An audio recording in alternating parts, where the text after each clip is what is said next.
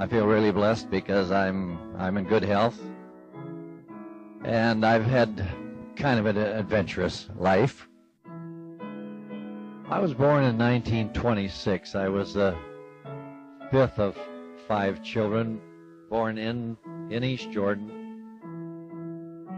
It was a hard life, and for my father, but it was an easy life for me. We were on the farm, and even though the Depression came, we always had something to eat. We did eat a lot of potatoes. We had cows, so we had milk and the meat.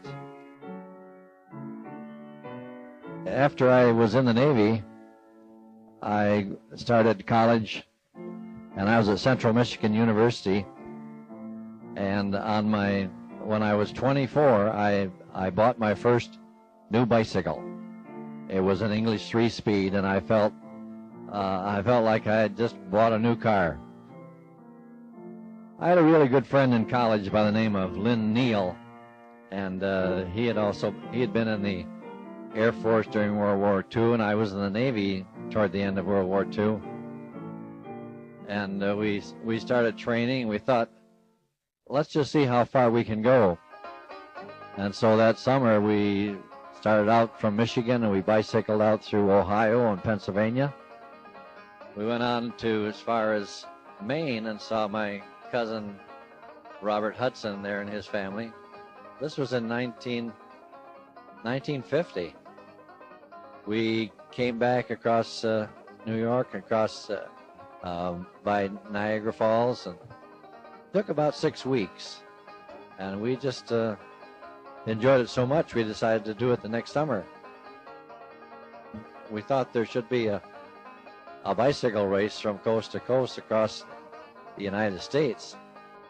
We went out west and trained in Phoenix. We'd set pins in the bowling alley at night, picked a little cotton, and delivered a little soap suds, soap flakes from door to door to make ends meet. We trained out there in the desert, then bicycled into Los Angeles.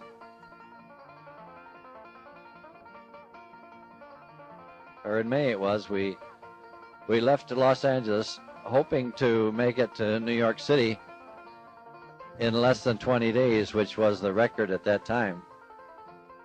We were doing pretty well out in the West. We would ride up to 175 miles a day, and then sleep at night in a motel. But when we got east of the Mississippi River, we ran into so much rain and some other problems that it did take us 25 days to make the whole 3,000-mile trip. We made the whole trip with only one flat tire. The tube itself was ripped, and we used tape, wrapped it around the tire and the rim pretty solidly, and it made it the last several hundred miles into New York City. I just couldn't use the brake on that wheel. After that trip in 1951, it was that trip really that inspired me in the winter to get into snow sculpturing. My first snow sculpture was of two boys on bicycles. It came out so well that I decided I'd do more. Mickey Mouse was always popular with the children, and it was right at my house again in East Jordan, and done with packed snow. This one I call Sarah. It's a Triceratops that was in our yard and made of snow, and some children were riding it, others were trying to hold it from leaving, but the next one was one of the very first ones I made of Paul Bunyan in East Jordan, down by the bank, and he was 21 feet tall, and I made it with a step ladder. That took a while. I was teaching at the time, and I'd work on this evenings. We were fortunate because it was a good winter, and it lasted for 2 months. These are just some others that I made at East Jordan. There's George Washington in front of our home. Make a little church in a snowdrift.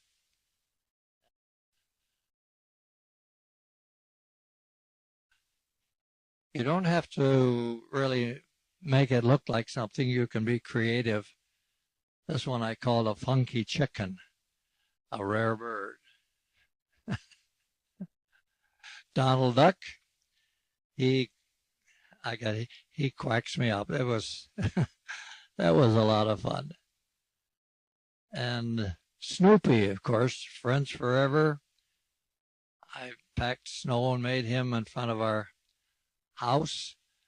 This little girl here is a nurse now, and she said when she was that age, she wanted to marry me. Linus, of course, holding his blanket, and just a little one of Charlie, and he smiles when Lucy isn't bugging him. Presidents were popular. This was when Eisenhower was president. I did this in front of our home in East Jordan. Also, Abe Lincoln. My father had some split logs we used to enhance it. Our governor in the 50s was George Romney, Mitt Romney's father, and I did one of him with our neighbor standing beside it. This really was the first, besides the Paul Bunyan, the first big one that I made, and first one I made with slush. When I made the snow sculptures, I had to have to wait maybe 2 or 3 weeks until to get it thawing. But with this one, I made it with water. I was teaching, and I would fill 4 50-gallon drums of water at the city building and truck it over almost a mile. It was just take it over every night. This was 24 feet long, and interesting thing about this was that a life photographer came by and took a number of pictures, and it ended up in the following winter in Life magazine. This is just another close-up shot. It was 16 feet tall and 24 feet long. Okay, you can make a car out of snow if you'd like. This was one of my first. This we saw George before, but this is it's not a different kind of a sculpture. This also was in East Jordan. It was my Mountie, inspired by my long walk through Canada from Seattle to Fairbanks. And this one was quite popular. Down here it's in color. Churches were always popular. I made this with packing snow, and there were 4 pews inside. These choir boys now are became execs in the ironworks there in East Jordan, and one of them is now retired. Armed with the Life magazine article, I thought, well, maybe I'll see if I can do some of these professionally. And this was the first one I did at Boyne Mountain, which was about 15 miles from our home. They had a St. Bernard dog, and I used it as a model. He's about 15 feet tall. Boyne Highlands, part of the Boyne megatropolis. This was just a Alpine concertinist. Back at Boyne again, I did 3 polar bears for them on the ice, and many of these had slides through them, and this one did also. Another was at Boyne, a Alpine boy at Boyne. I cut off his head there, but you can see down below it's a little clearer. Log cabins are easy to make out of slush. This one you could go inside here and slide out. Welcome to Boyne, it says. Had the year 1963. That was a long time ago. This was the Boyne Mountain Bunny one year that I did this, and their staff and their ski pro were in the picture. Another one at the Highlands, Boyne Highlands, near Harbor Springs.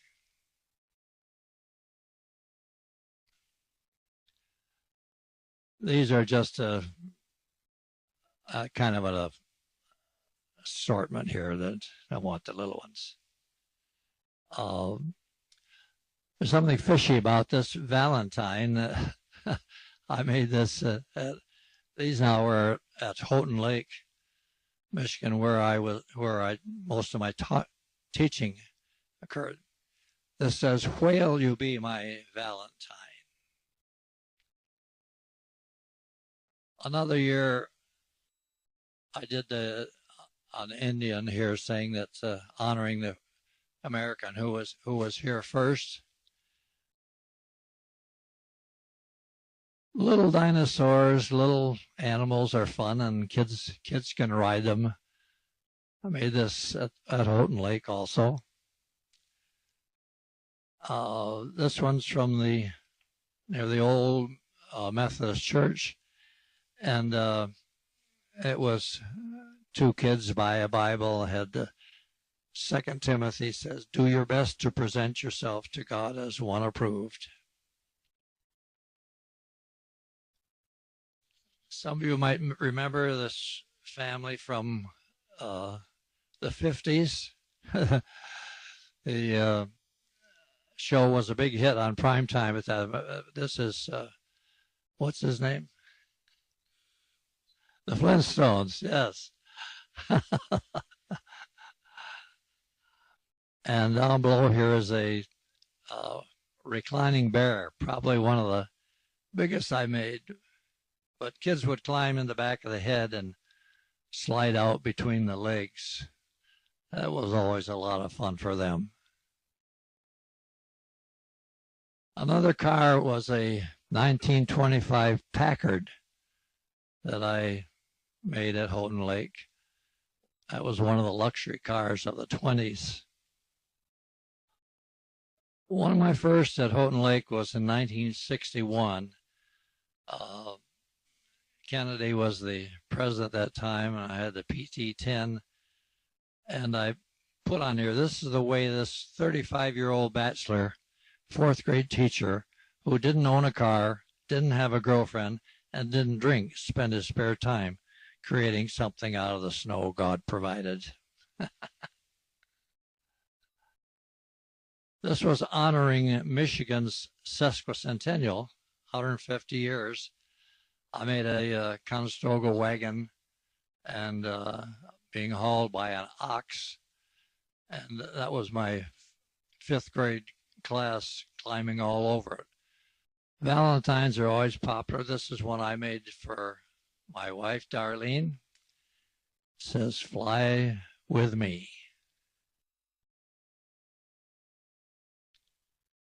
Duke, the largest dog ever seen in the Houghton Lake area.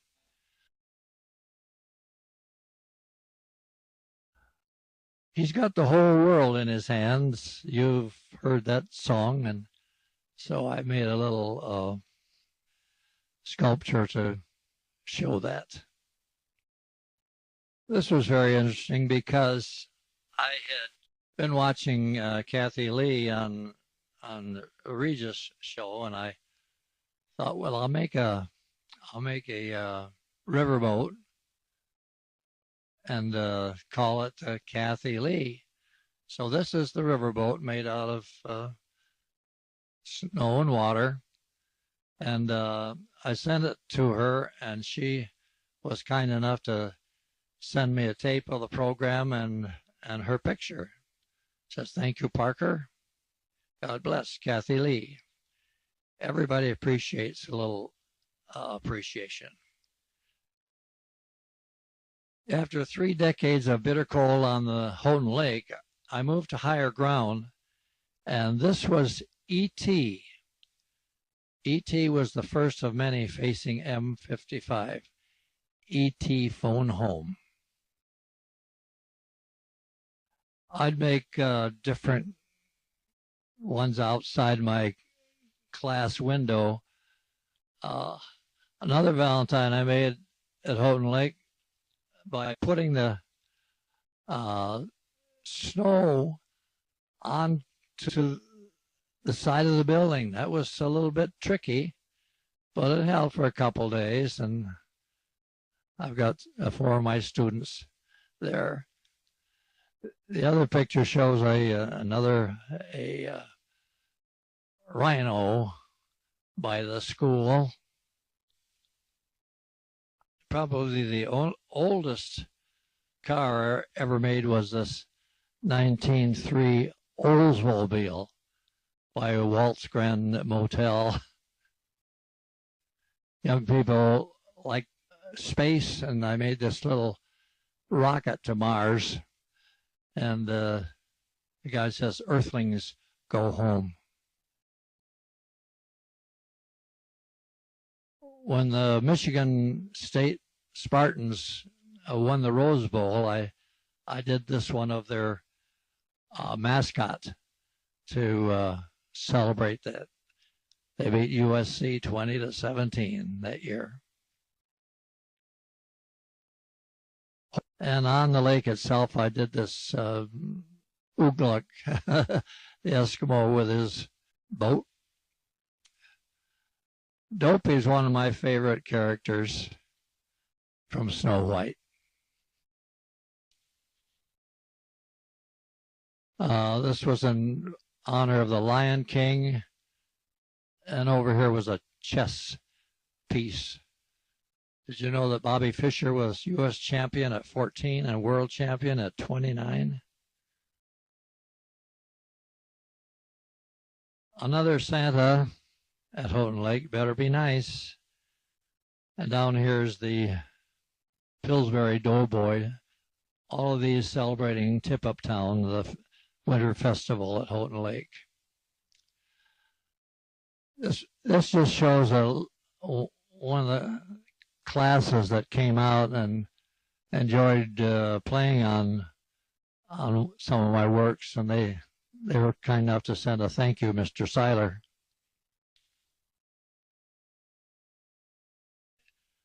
I thought I'd like to do some for the St. Paul Winter Carnival.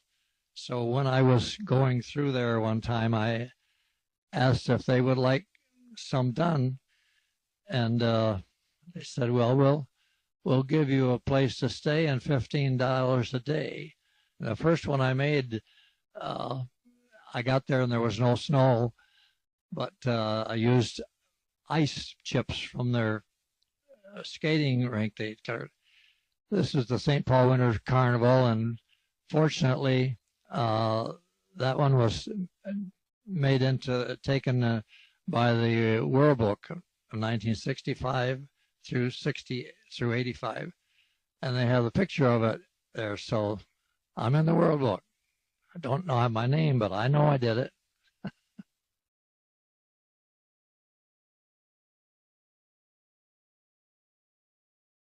King Boreas is the one at St. Paul Winter Carnival that he's the king of the carnival, and I did this 12-foot sculpture of bust of him in St. Paul.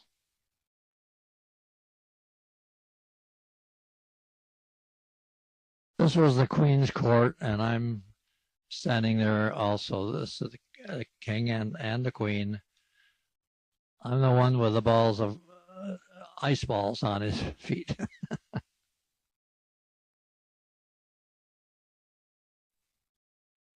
This is a St. Paul Capitol, and their badge that year was Fun and Frolics. And so I did this one in front of the Capitol. It's 17 feet tall. I'm standing on a ladder behind it.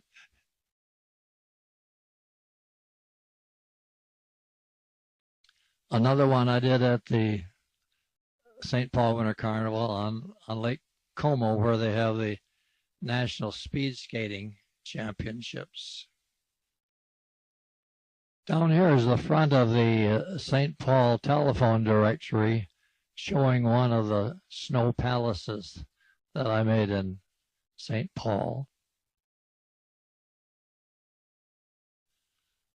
Another interesting experience I had was June Lockhart was on TV in Lost in Space at the time, and she was a guest of the carnival. And she was kind enough to write my 5th grade class and answer their questions about the show on TV. She was also, you might remember her as the mother on Lassie.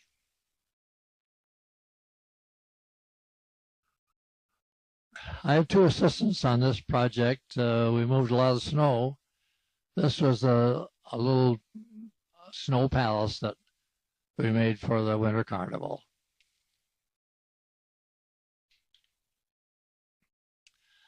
I thought I'd like to do something in the East, so I drove my little Volkswagen Beetle out to New England and asked if they would like one at Wildcat Mountain, and they said they would. So here's one that I made there of their Wildcat, and again, kids could slide from the back out the front.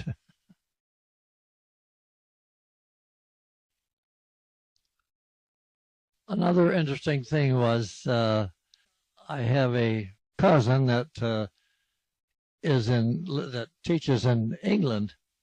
Well, when she was back, she asked for a couple pictures, and a couple of years later, my students came in to school and they said, "Mr. Seiler, you're in highlights for children," and that was kind of a thrill. Had one of the pictures was from the mountain in New Hampshire, Wildcat Mountain, and that was fun. You can make any shape you want. These were four pillars I made, so honoring honesty, purity, unselfishness, and love, faith in God.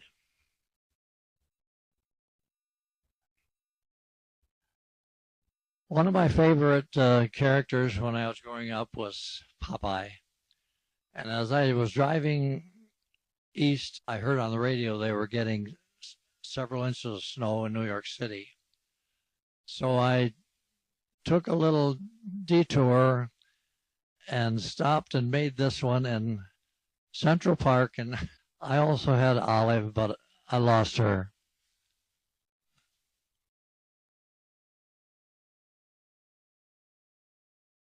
Another time that I was going east, I heard they were having snow in Washington, D.C., several inches. And so I detoured to Washington, D.C., and you can see that I used up pretty much all the snow that they had there.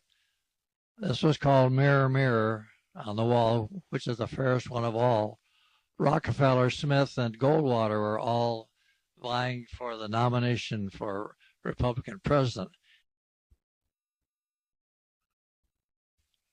From working in St. Paul at the Winter Carnival, Denver Winter Park got news of me, and they asked me to come out and do something for their 50th anniversary of the University of Denver. So this is at Winter Park. You can see where we began. I had a crew because we had to move a lot of snow. We began with 3 poles to make sure that it was good shape, and they brought me all the snow, but I did the forming. And this is a picture in the daylight. They could ski between his legs. He was 32 feet tall, and at nighttime, this shows him again. He was quite a popular guy. Denver Boone was his name.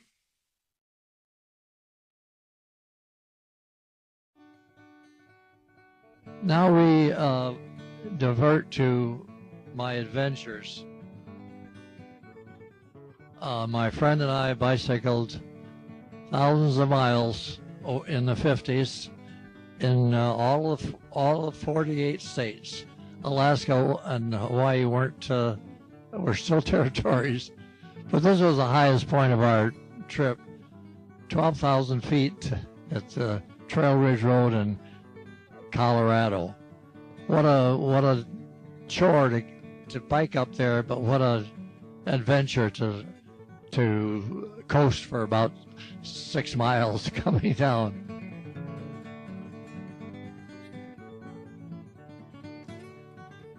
I made this before we had completed all the states. We would call ourselves the pedaling pair because the two of us rode all these miles together. Another adventure that I had was a walk to Alaska. In 1965, I backpacked from Seattle to Fairbanks. This was my tent and my gear. Over here, I found a bench to rub my feet. I had a lot of blisters at the first.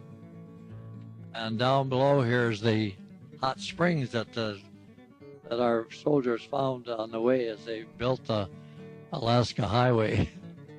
I used it. Down below shows my backpack. I made sure that I put no riders on there. Carried about 40-pound pack, 50 pounds with grub. It was 2,350 miles. Took 90 days, and it was a wonderful. I camped out every night and ran, rain or shined. Walked rather. My last adventure before I became married was my Mississippi River trip from St. Paul to New Orleans. It's 1,700 miles on the river.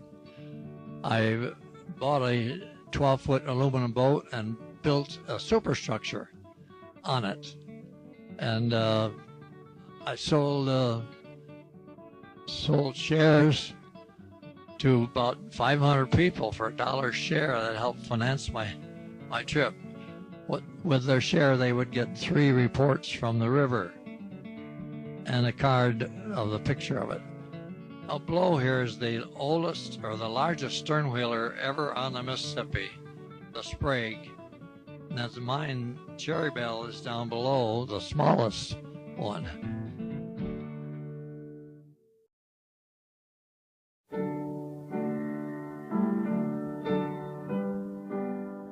As I look back over my life of nearly 90 years now, I've been wonderfully blessed. I've had the opportunity to do all kinds of unusual travel with my bicycling and my hiking to Alaska, my rowboat trip down the Mississippi River. And I've been able to do that because I was single. I've been married now longer than I was single to a beautiful wife who has made my life a joy. I've just enjoyed all the sculptures, snow sculptures I've made, and many of which have caves or slides through so that children can enjoy them.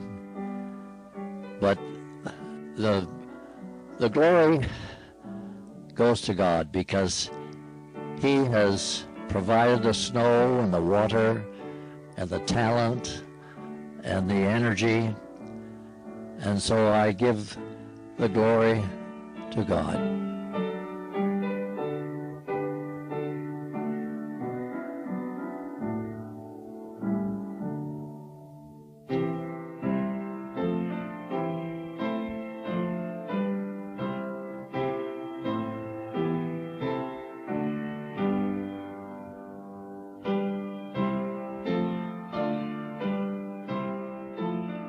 I had a loving father. He was hardworking and scrambling to put food on the table.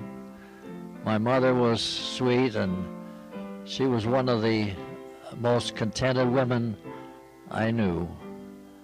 And I had a big brother, Cy, that was very important in my life. And I had cousins that were nearby. Family was very important in my life, and I love them all, extended family as well. But as I think about my adventures, I am so grateful to my Father in heaven for giving me the strength and the talents, and all the glory goes to Him. He gives us all a talent, and we just have to develop it.